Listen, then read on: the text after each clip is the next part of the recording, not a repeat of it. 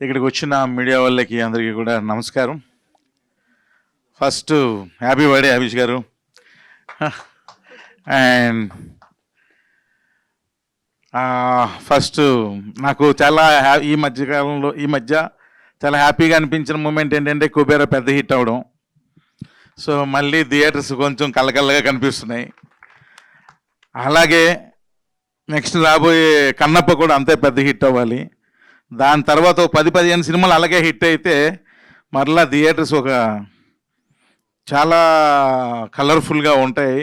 అది నాకు చూడడం చాలా ఇష్టం అనిపించింది. నిజంగా దేవుడిని నేను అదే కోరుకుంటున్నాను. దేవుడే ఇక్కడ నుంచి 10-15 తెలుగు హిట్ సినిమా, తెలుగనే కాదు ఆల్ లాంగ్వేజెస్ హిట్ సినిమాలు ఇచ్చేసే దేవుడా. మళ్ళీ చాలా డిసప్పాయింట్లో ఉంటున్న ఇండస్ట్రీ మరలా చిన్న ఉత్తేజం వస్తుంది అని మనస్ఫూర్తి కోరుకుంటున్నాను. అండ్ ఇప్పుడు ఇంకా నేను రెడీ సినిమాకి వస్తే, ఎప్పటి నుంచో అవిష్ గారు వాళ్ళ నాన్నగారు నాకు బాగా పరిచయం. ఒక విధంగా వాళ్ళ ఫ్యామిలీ ఫ్రెండ్ లాంటివన్నీ, ఫ్యామిలీ మెంబర్ లాంటివన్నీ కూడా. సో ఎప్పటి నుంచి అడుగుతుంటే ఒక మంచి కథ సెలెక్ట్ అయ్యి మనకు నచ్చితే అప్పుడు చేద్దాం అవిష్ గారు అని అలాగా వెయిట్ చేయించాం. అనుకోకుండా మజాకా అయిపోగానే శ్రీనివాస్ గారు కథ చెప్పారు. ఒక కథ చెప్తానంటే చెప్పు అన్నాను. చెప్పారు. కథ వినగానే నాకు ఎందుకో ఇది అవిష్ గారు చేస్తే బాగుంటుంది అనిపించి వెంటనే అవిష్ గారు ఫోన్ చేసి ఒక కథ పంపిస్తున్నా వినండి అనగానే అవిష్ గారు అని మీరు అనుకుంటారు, అవిష్ గారి గురించి జనరల్గా ఒరిజినల్గా నిజాలు మాట్లాడించుకుందాం, వీళ్ళేమి బోల్ డబ్బులు ఇచ్చేస్తారు డైరెక్టర్కి. రెండోది ఏంటంటే ఆయనకి కథ ఏదైనా సినిమా చేయడం ఎక్కువ, ఇలాంటి ఒక న్యూస్లు తిరుగుతూ ఉంటాయి కానీ వాస్తవాలు కాదు. ఆయన కథలు అంత ఈజీగా ఓకే చేయడు, మీకు అర్థం కావట్లేదు. అమ్మో అంత ఈజీగా ఓకే చేయడు కథలు, అది ఒకటి. రెండు, ఫస్ట్ పాయింట్ అసలు కాదు. సో ఈ కథ విని ఇంచుమించు శ్రీని గారు 2.5 hours నేరేషన్ ఇచ్చారు కంటిన్యూస్గా. నేను పక్కనే కూర్చున్నా, నేను కూడా విన్నా ఆయనతో పాటు. సో వినగానే సింగిల్ షాట్ ఓకే చెప్పారు ఆయన. ఓకే చెప్పి త్రినాథ్ గారు నాకు బాగా నచ్చింది, బాగా ఎంజాయ్ చేశాను, ఈ సినిమా చేద్దామని. నాకు కూడా ఎప్పటి నుంచో పెళ్లి సందడిలో ఇండస్ట్రీలో ఉన్న కమెడియన్స్ అందరినీ అప్పుడు ఆ సినిమాలో వాడారు. అసలు కమెడియనే దొరకట్లేదు వేరే సినిమాలు యాక్ట్ చేయాలంటే అన్న భలే ఉండేది అది వినడానికి. కానీ కమెడియన్స్ అందరూ ఫ్యామిలీగా వచ్చి చేస్తున్నారు అని అనడం కానీ అది నాకు చాలా అప్పట్లో, ఇంకా అప్పుడు నేను డైరెక్టర్ని కూడా కాదు, ఏదో స్టూడెంట్, ఏదో చదువుకుంటున్నాను ఆ టైంలో. ఆ సౌండింగ్ మళ్ళీ ఈ సినిమాతో నేను వింటున్నాను మా సెట్లో. ఎందుకంటే ఫుల్ ఇక్కడ ఇంకా ఒక ఫ్యామిలీ, ఇదంతా ఇలాంటి 3 ఫ్యామిలీలు ఉన్నాయి. అంటే మీకు లాస్ట్ ఫంక్షన్లో అప్పుడు ఇంకా పెద్ద స్టేజ్ మీద చేస్తాం కాబట్టి స్టేజ్ కూడా కొంచెం పెద్దగా కట్టాల్సి వస్తుంది. ఇది ఒక ఫ్యామిలీ, ఇది ఇంక ఇలాంటి 3 ఫ్యామిలీలు ఉన్నాయి. సో అంతమంది ఆర్టిస్టులతో సినిమా చేస్తున్నాం. రోజుకి 12 నుండి 15 క్యారవాన్లు పెడుతున్నాం.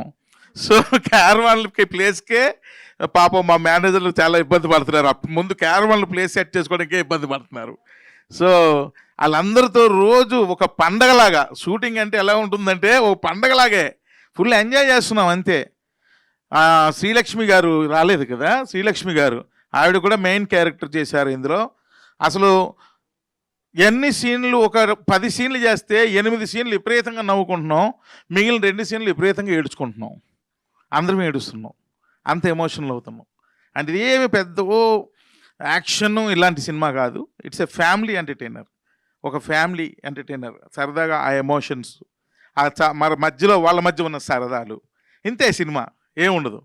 సో నేను ప్రతిరోజు ఎంజాయ్ చేస్తున్నాను. ఇందాకలు అన్నాను మీకు డైలాగే లేదు కదా, డైలాగ్ లేదన్నాను కదా, దాని యొక్క ఎఫెక్ట్ ఏంటో మీకు థియేటర్లో చూస్తారు.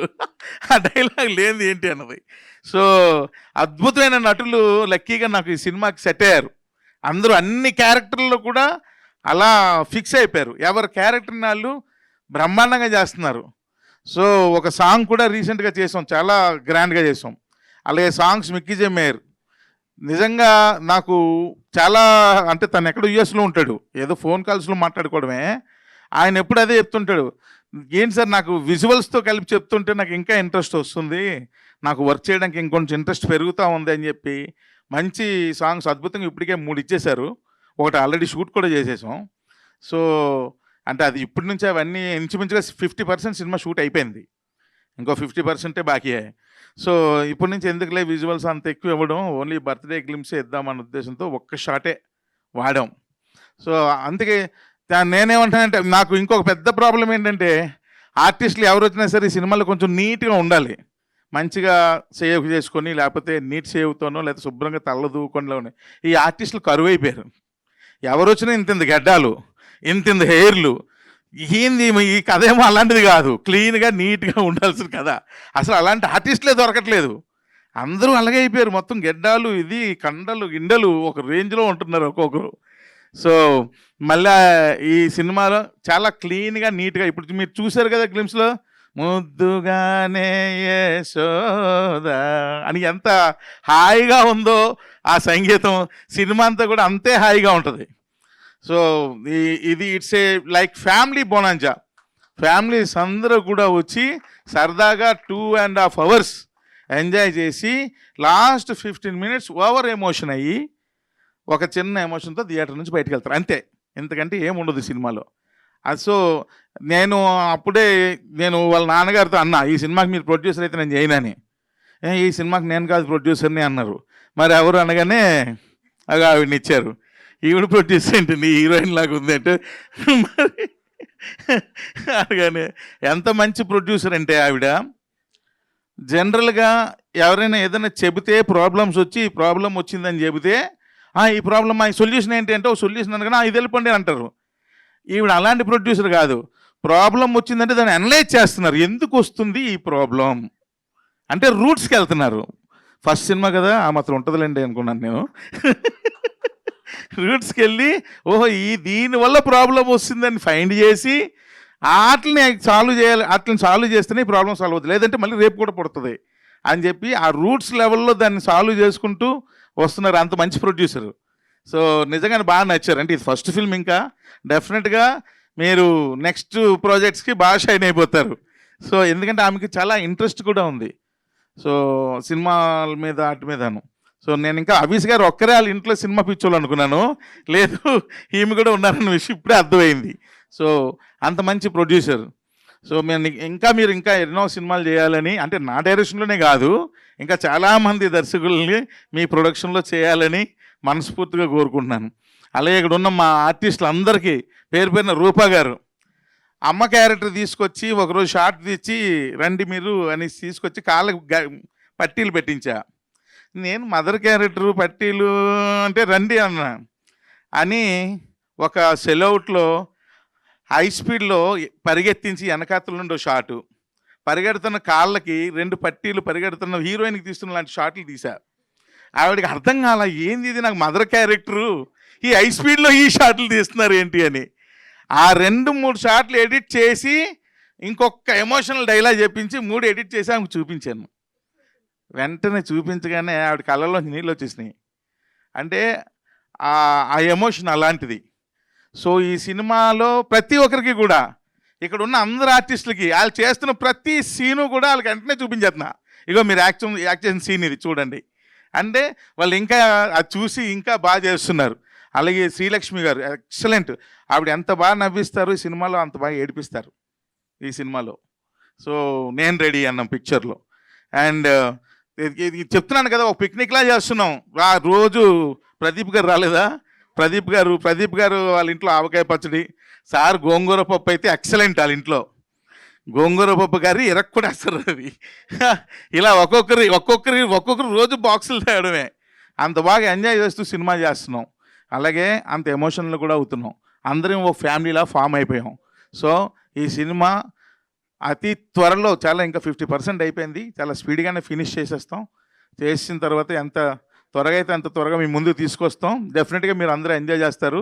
నా సినిమాలకి మ్యాక్సిమం ఎడిటర్ మా ప్రవీణ్ పుడియే, కానీ ఏ సినిమా ఫంక్షన్కి రాలే. దీనికి వచ్చాడు, నాకన్నా ముందు వచ్చాడు.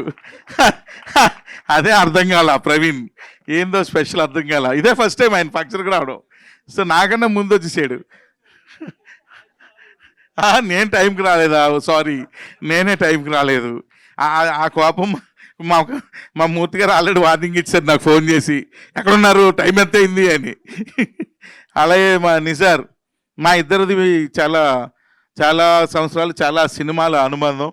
So at the same time ఈ సినిమాలో కూడా చాలా సూపర్ విజువల్స్ ఇచ్చాడు, చాలా బాగా చేస్తున్నాడు కూడా తను ఫోటోగ్రఫీ. అంటే ఫోటో ఫిక్స్ అయ్యాం, సినిమా బాగా చేద్దాం. ఇంచుమించుగా 28 మంది ఆర్టిస్టులు ఉన్నారు, 28 మెంబర్స్ ఆర్టిస్టులు సినిమాలో. సో అంతా బాగా చేద్దాం, కలర్ఫుల్గా చేద్దాం అని ఇద్దరమే ఫిక్స్ అయ్యి సినిమా చేస్తున్నాం. సో డెఫినెట్గా ఈ సినిమా పెద్ద హిట్ అవ్వాలి, హవీష్ గారికి ఆయన కెరియర్లో one of the best film ఇది అవ్వాలని మనస్ఫూర్తిగా నేను కోరుకుంటున్నాను. అండ్ హవీష్ గారికి ఒక రిక్వెస్ట్ ఏంటంటే, ఇంక లేట్లు చేయకండి, వెంటనే సినిమాలు చేస్తూ ఉండండి, లేట్లు చేయకండి. త్వరగా సబ్జెక్ట్స్ చూజ్ చేసుకొని మీకు నచ్చిన సబ్జెక్ట్స్ వెంటనే హ్యాపెనింగ్ అయ్యేటట్టుగా మంచి మంచి డైరెక్టర్స్ని పెట్టుకొని బాగా చేయండి అని. ఇప్పుడు నేను ఇది ఎప్పుడు అదే అంటుంటాను, ఇంత లేట్ చేస్తారేంటి, ఇలా లేట్ చేస్తున్న కొలది ఏమవుతుందంటే వయసు అయిపోతూ ఉంటుంది. అది కాదు కదా, మనం ఇంట్రెస్ట్ ఉండేటప్పుడు వెంటనే చేసేయాలి. సో అలా చెయ్యండి, కానీ మంచి సబ్జెక్టులు మీకు నచ్చినవి చెయ్యండి అని మనస్ఫూర్తిగా కోరుకుంటూ, నాకు సపోర్ట్ చేసిన నా ఫ్యామిలీ మెంబర్స్ అందరికీ కూడా మరొకసారి, అలాగే ఇంకా రాలేదు వాళ్ళకు కూడా మీ ద్వారా మరొకసారి థ్యాంక్స్ తెలియజేస్తూ, అలాగే మీ అందరూ కూడా ఈ సినిమాని ఎంకరేజ్ చేయాలని ఎప్పుడులాగే మీ అందరినీ మనస్ఫూర్తిగా కోరుకుంటూ సెలవు తీసుకుంటాను. Thank you very much. Thank you sir, thank you so much. So మీరు త్వరగా షూటింగ్ పూర్తి చేసి సినిమాని తీసుకొస్తే మేము రెడీ థియేటర్స్కి వచ్చి చూడడానికి. అండ్ ఇప్పుడైతే మీరందరూ రెడీ